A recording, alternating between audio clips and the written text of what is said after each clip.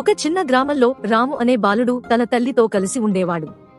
అతని తల్లి లక్ష్మి బాగా కష్టపడుతూ పొలం పనులు చేసి రామును చదివించేది.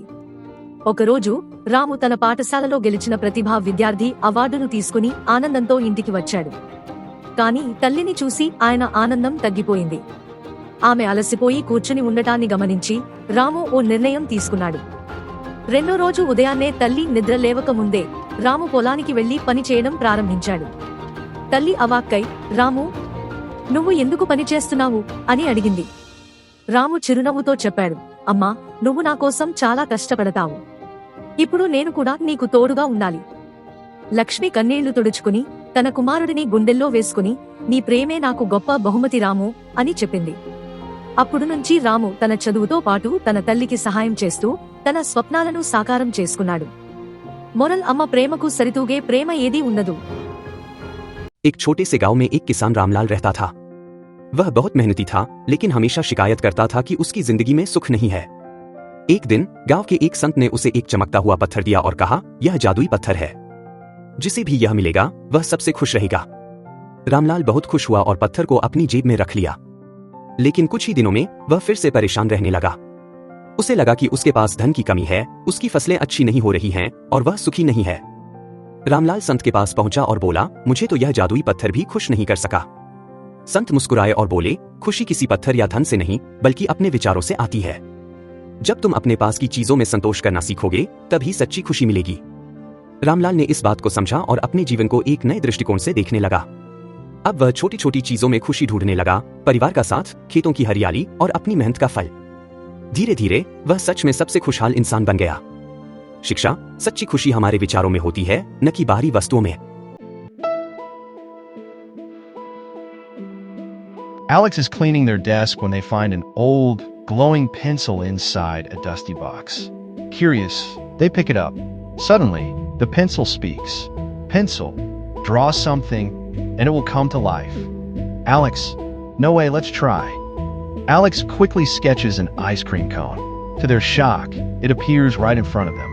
Excited, they start drawing more balloons, a puppy, a trampoline, all coming to life one by one. Alex, this is amazing. Then an idea strikes. Wanting to avoid chores, Alex draws a superhero to help, but they accidentally give it oversized hands and tiny eyes. When a superhero comes to life, it's clumsy and out of control. Books fly, the blender turns on by itself, and furniture gets knocked over. Superhero, I will save the day. Instead, it makes an even bigger mess. Alex panics, realizing they need to fix things fast. Thinking quickly, they grab the pencil and draw an undo eraser. The eraser appears.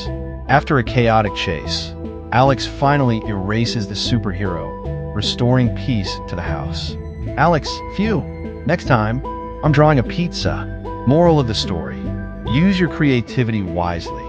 Not everything needs to come to life.